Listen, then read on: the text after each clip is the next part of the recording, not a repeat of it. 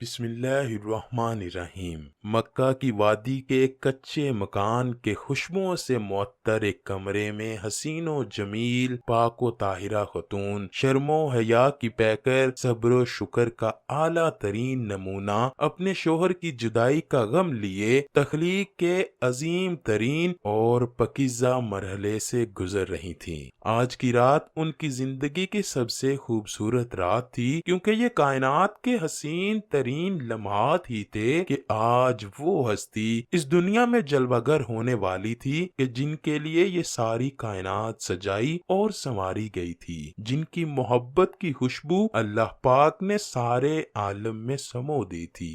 وہ مرحلہ جو دیگر عورتوں کے لیے کٹھن اور دردوں بھرا ہوتا ہے، وہ حضرت بی بی آمنہ کے لیے نہایت آسان کر دیا گیا۔ چاروں طرف ایسا نور پھیل گیا کہ شام کے محلات بھی حضرت آمنہ کو نظر آنے لگے۔ فتح الباری جلد 6 صفحہ نمبر 454 پر علامہ ابن حجر اسقلانی لکھتے ہیں کہ حضرت عثمان ابی العاص اپنی والدہ سے روایت کرتے ہیں کہ وہ فرماتی ہیں، نبی محترم کی ولادت پر میں حضرت آمنہ کے پاس حاضر تھی۔ جب انہیں درد ذیل لاحق ہوئی تو میں نے دیکھا کہ آسمان کے ستارے اس قدر نزدیک ہو گئے کہ گویا مجھ پر گر پڑیں گے۔ یہ دیکھ کر ہم حجرہ سے باہر نکلیں اور دوبارہ اندر گئیں تو حضور پیدا ہوئے اور ایک ایسا نور نکلا کہ جس سے سارا گھر روشن ہو گیا۔ اس حدیث کی شاہد حضرت ارباز بن ساریہ کی حدیث ہے۔ وہ فرماتے ہیں کہ میں نے حضور علیہ الصلوۃ والسلام کو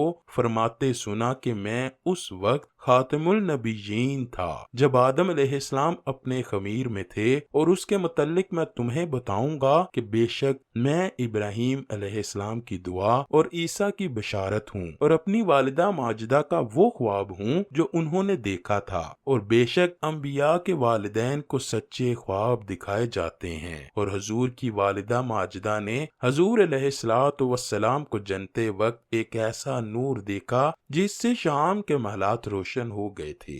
اس حدیث کو امام ابن حبان و حاکم نے صحیح کہا، اور امام احمد کے نزدیک ابو امامہ کی حدیث اسی کی مانند ہے، اور ابو اسحاق نے سور سے بروایت خالد بن معدان حضور کے اصحاب سے بھی اسی کی مانند روایت کیا، اور اسی روایت میں ہے کہ اس نور کی وجہ سے ارض شام کا شہر بصرہ روشن ہو گیا۔ جبکہ ابن کثیر اسی واقعے کو اس طرح روایت کرتے ہیں کہ ولادت باسعادت کے وقت جو نور محمدی چمکا، اس کی روشنی میں ملک شام کے شہر بصرہ کے اونٹوں کی گردنیں چمکنے لگیں۔ چونکہ حضور کی خلقت بے نظیر لطیف و نظیف اور نورانی ہے، کسی قسم کی غلاظت و کثافت جس میں اقدس میں نہیں پائی جاتی، اسی لیے حضور علیہ الصلوۃ والسلام کا پسینہ مبارک بلکہ تمام جسم اقدس حتیٰ کہ خون مبارک بھی انتہائی خوشبودار تھا۔ محمد بن سعد نے ایک جماعت سے حدیث بیان کی ہے کہ اس میں سے عطا اور ابن عباس بھی ہیں کہ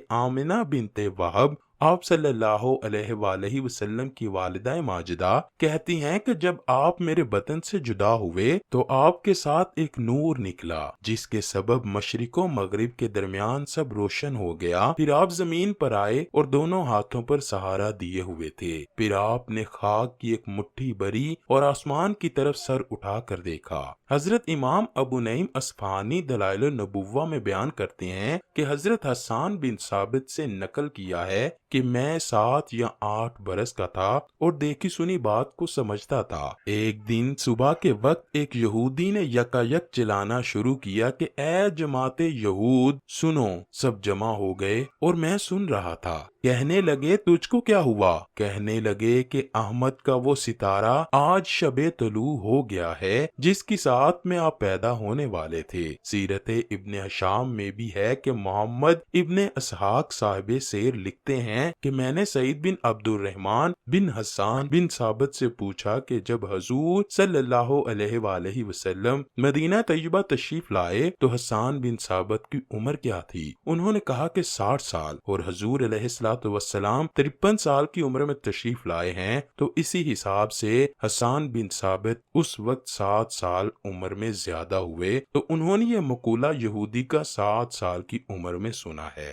یہی روایت امام بہقی نے بھی لکھی ہے۔ حضرت ام ہانی سے روایت ہے کہ انہوں نے اپنے والد سے سنا کہ ایک یہودی مکہ اس رات داخل ہوا۔ جب حضور نبی کریم کی ولادت ہوئی تو وہ لوگوں کو جمع کر کے پوچھنے لگا کہ آج کس قریشی سردار کے گھر بچہ پیدا ہوا ہے۔ لوگ اس یہودی عالم سے کہنے لگے آج تو صرف ایک ہی بچے کے چرچا ہے کہ جو عبداللہ بن عبد المطلب کے ہاں پیدا ہوا ہے۔ اس یہودی نے درخواست کی میں ایک دفعہ اسے دیکھنا چاہتا ہوں، جسے عبد المطلب نے قبول فرما لیا۔ اس یہودی نے دونوں شانوں کے درمیان مہر نبوت دیکھی تو بے ہوش ہو گیا۔ جب ہوش میں آیا تو چلا اٹھا کہ بے شک اے گروہ قریش، سن رکھو یہ بچہ تم پر غلبہ حاصل کرے گا اور مشرق و مغرب سے اس کی خبریں آئیں گی۔ سرور کائنات حضور علیہ الصلوۃ والسلام پاکیزہ بدن، ناف بریدہ، ختنہ کیے ہوئے خوشبو میں بسے ہوئے بحالت سجدہ مکہ مکرمہ کی مقدس سرزمین میں اپنے والد ماجد کے مکان کے اندر پیدا ہوئے۔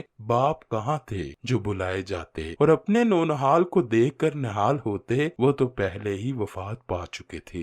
دادا بلائے گئے جو اس وقت طواف کعبہ میں مشغول تھے۔ یہ خوشخبری سن کر حضرت عبد المطلب بے حد خوش ہوئے اور فرماتے ہیں کہ میں نے دیکھا کہ ارکان کعبہ سے آوازیں آ رہی ہیں، پھر میں نے سنا کہ کوئی کہہ رہا تھا تمہارے پاس رسول اللہ تشریف لے آئے ہیں۔ جب میں نے بتوں کو دیکھا تو وہ سب کے سب اوندے منہ پڑے تھے۔ پھر فرماتے ہیں کہ جب میں گھر پہنچا تو دیکھا کہ گھر کے اوپر عجیب قسم کے خوبصورت پرندے اڑ رہے ہیں اور گھر کے اندر سے روشنی اور مشک و عنبر سے بھی بہتر خوشبو آ رہی تھی۔ اس کے بعد حضرت عبد المطلب نے والہانہ جوش محبت میں اپنے پوتے کو کلیجے سے لگا لیا، پھر کعبہ میں لے جا کر خیر و برکت کی دعا مانگی اور محمد صلی اللہ علیہ وآلہ وسلم نام رکھا۔ ناظرین گرامی، اس کے علاوہ آپ علیہ الصلوۃ والسلام کے عجائبات و ولادت کے یہ واقعات بھی روایت کیے گئے ہیں، جیسا کہ کسریٰ کے محل میں زلزلہ پڑ جانا، اس کے 14 کنگوروں کا گر جانا، بحیرہ تبریہ کا دفاتن خشک ہو جانا، فارس کے آتش کدے کا بجھ جانا جو 1000 برس سے برابر روشن تھا کہ کبھی نہ بجھا تھا۔ اللہ اکبر!